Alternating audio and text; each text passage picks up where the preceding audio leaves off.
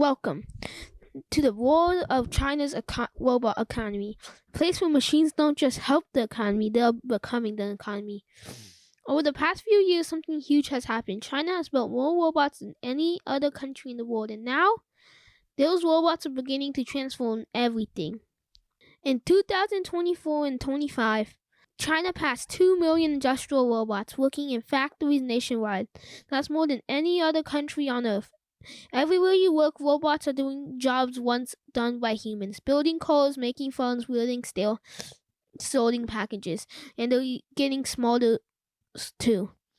China's factories look less like old warehouses and more like sci-fi movies come to life. So why is China turning to robots now? 3 big reasons. Workers today earn more than they used to good for people. But expensive companies' robots help keep production fast and affordable. China has fewer young workers than before, and robots don't age. They don't take breaks and never retire. The world is changing. To stay a manufacturing superpower, China needs to build smaller, faster, and more automated factories. And get this, China isn't stopping at factory arms. A new wave of AI-powered humanoid robots is being tested right now. These robots could walk, hold tools, stack boxes, and even help with simple tasks. The goal? Robots could go anywhere humans go. Warehouses can deliver centers, even hospitals or elder care. China's betting big that these humanoids will be the next big thing. With robots doing repetitive, dangerous, or tiring jobs, companies could make products faster, reduce mistakes, produce goods 24/7, and stay competitive even with global trade pressures. That's why some experts call robots China's new workforce. The shift keeps helping China ahead, especially as countries around the world compete for manufacturing jobs. But every big transformation has a downside. Some jobs will disappear, especially in factories and warehouses. Workers need new skills: robot repair, AI programming, machine management, and skills not everyone has yet. Some small factories still struggle to afford expensive robots. As robots spread, China must make sure people aren't left behind. The challenge isn't robots taking over. It's making sure humans and robots grow together. When you think of Thanksgiving, you probably think of family, football, and football. Back in 1934, the Detroit Lions were a brand new football team. Not many people were coming to their game, so the owner had a genius idea. Let's play on Thanksgiving when everyone's home. He put the game on his radio station across the country, and boom, full stadium, huge success. The Lions have played on Thanksgiving ever since. Then in 1966, the Dallas Cowboys wanted more fans too. They said, let's try a Thanksgiving game. It worked even better than they expected. Tons of people watched, and the Cowboys became the second official Thanksgiving team. And in 2006, the NFL added a third game at night. Now Thanksgiving is a whole day of football from morning to afternoon and to after dessert. A famous announcer named John Madden made Thanksgiving even more fun. He gave the best players turkey legs and once introduced a turducken, a chicken stuffed inside a duck stuffed inside a turkey. Now millions of families watch the Lions, Cowboys, and other teams every Thanksgiving. Now millions of families watch the Lions, Cowboys, and other teams every Thanksgiving. Now millions of families watch the Lions, Cowboys, and other teams every Thanksgiving.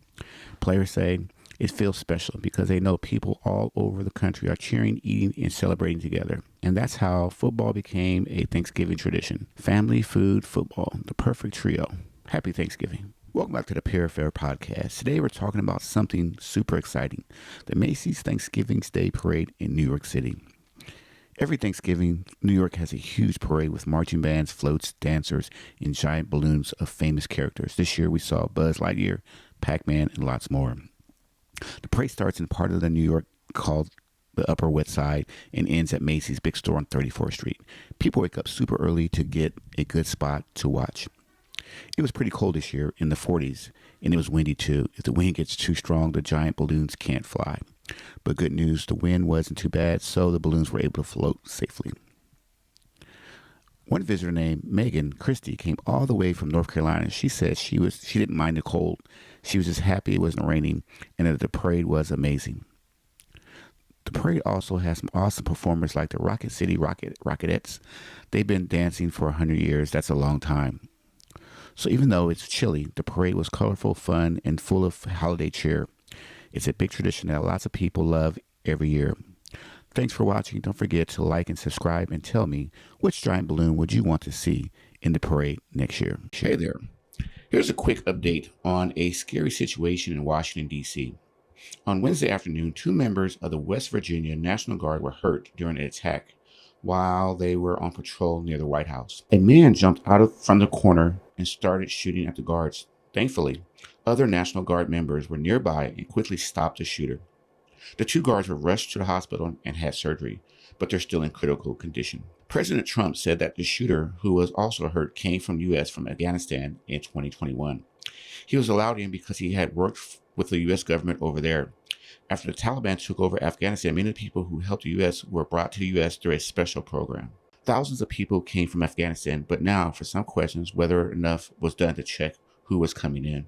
After their attack, President Trump sent even more National Guard members to D.C. to help keep the city safe. Everyone agrees with sending so many troops to different cities around the country.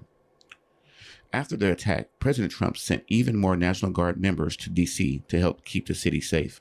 But not everyone agrees with sending so many troops to different cities around this country. The investigation is still ongoing, and the shooter could face serious charges.